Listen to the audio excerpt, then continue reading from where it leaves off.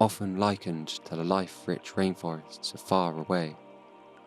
Britain's historic chalk streams have long provided valuable habitats for some of our most iconic, unique, and recognisable native species. Despite other chalk streams dotted across Europe, 80% are found right here in the UK.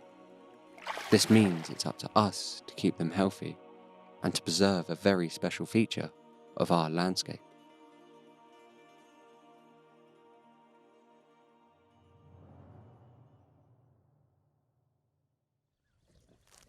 For centuries, chalk streams have played an integral part in our agricultural history.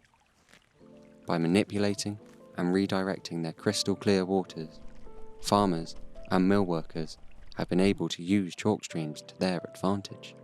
However, taking advantage of our chalk streams is just one of the ways we've begun to put them at risk.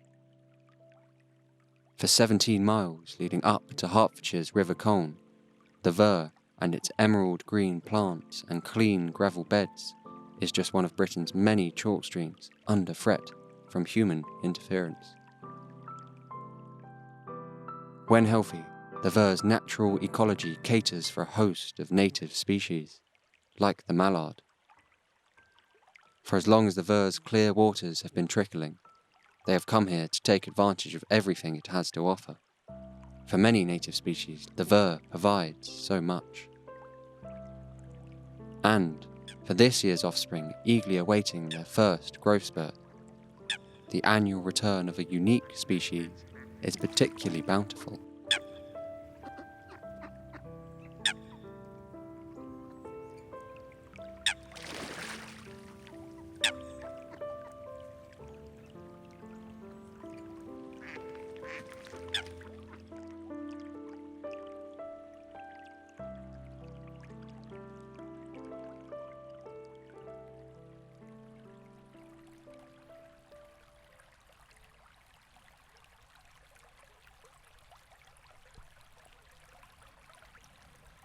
The emergence of the mayfly marks a significant ecological event for the Ver and its inhabitants. After 2 years underwater, the mature mayfly larvae begin to surface in search for somewhere safe to shed, preparing for what will be a brief but busy mating period.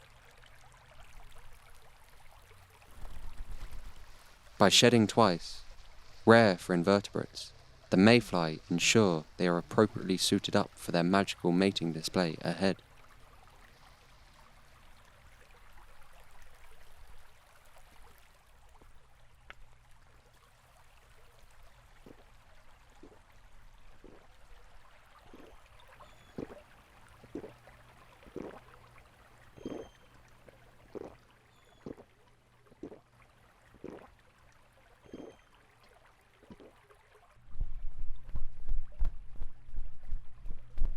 Only after their second sheds are the mayfly ready to take to the skies, in a dance that will bring out all of the stream's inhabitants.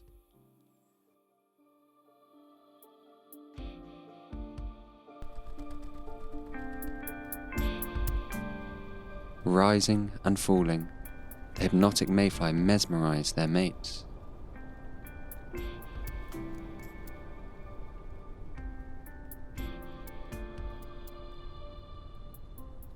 Those successful drop to nearby vegetation, while the rest continue with their fluttering dance, hoping they too can pair off and reproduce.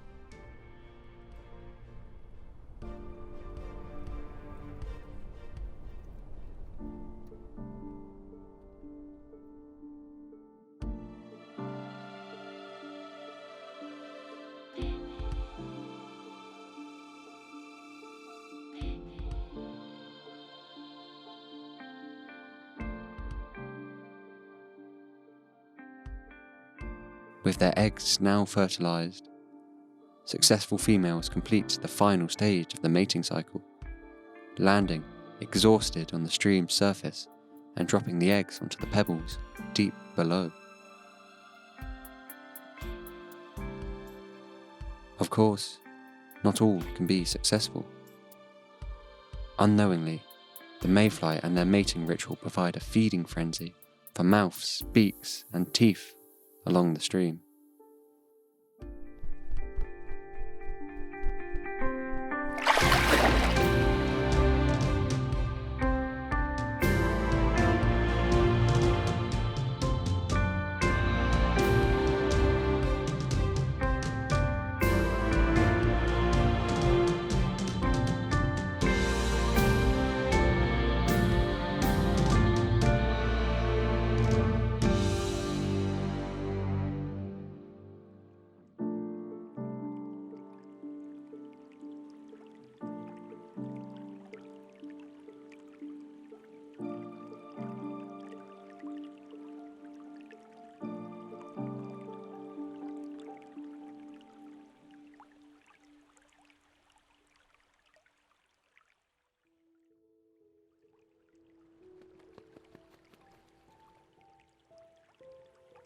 But some species rely on something a little bigger than the mayfly. There are numerous egrets found in the UK, but none more so than the little egret.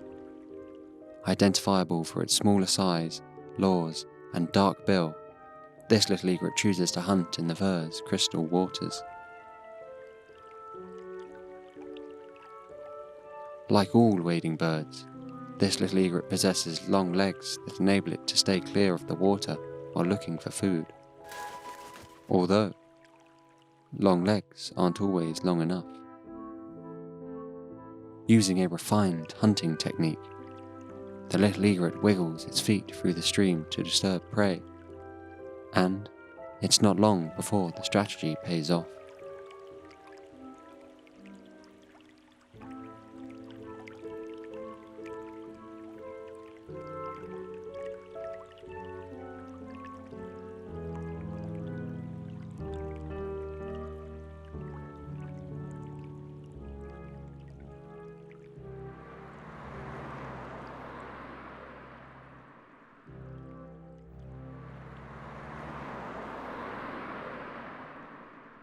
But for the Ver's underwater creatures, the little egret is the least of their worries.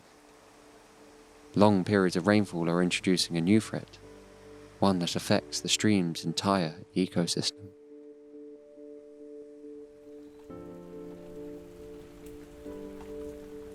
The extended periods of rain have brought with it a modern problem: road runoff. Harmful particles left over our roads, the worst coming from tyres and brake pads, which are then washed into the stream with rain and floods.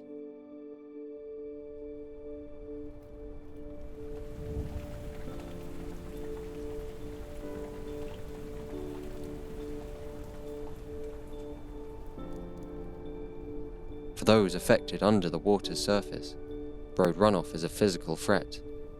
But for the people above the water, the threat is easy to ignore. Invisible, seemingly ineffective, the problem continues to go unresolved, despite solutions like roadside drainage being perfectly viable and sustainable. Luckily for the Ver, some very special people are trying to make a positive impact. Today, a species is being welcomed back to the Ver that hasn't been sighted on its banks for over 30 years. These lucky watervoles will soon call the Ver their home. They have been split into their individual families and placed into transport cages. They then will be transferred to larger cages in the Ver so they can get used to the sights and smells of their new surroundings. This rare endeavour to conserve Britain's fastest declining mammal would not have been possible without the help from specialist breeders, charities, volunteers, and landowners. But with the hard work comes hope.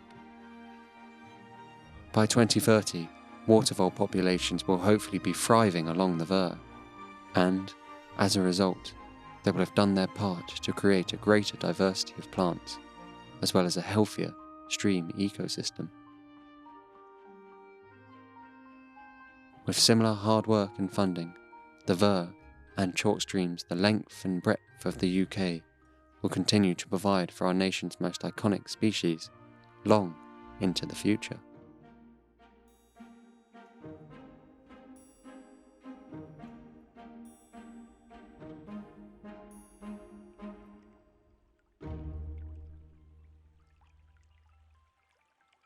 A wrinkle carved on landscape's face which stretches back as far as time, propelled by life at nature's pace, a water clock without the chime. The Ver continues as it has for centuries of lives before, a home, a shop, a drink, a bath, through peace and drought, through flood and war, where farmers plant their crops to grow, where walkers come to sit and think, in spots once used to hand-wash clothes, where cattle come to stop and drink. Beneath red kites that soar above pink worms that squirm below, where feathers burst from balls of fluff, and frightened fish are swallowed whole. The Ver flows forward, always forward, nature's steady pendulum, adapting, changing, giving, taking, to a future, but which one?